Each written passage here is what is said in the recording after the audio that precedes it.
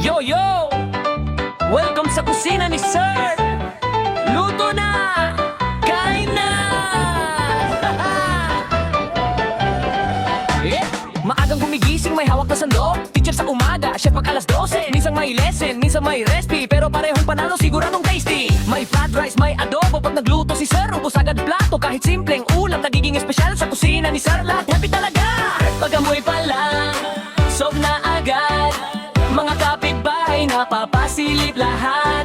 Sir,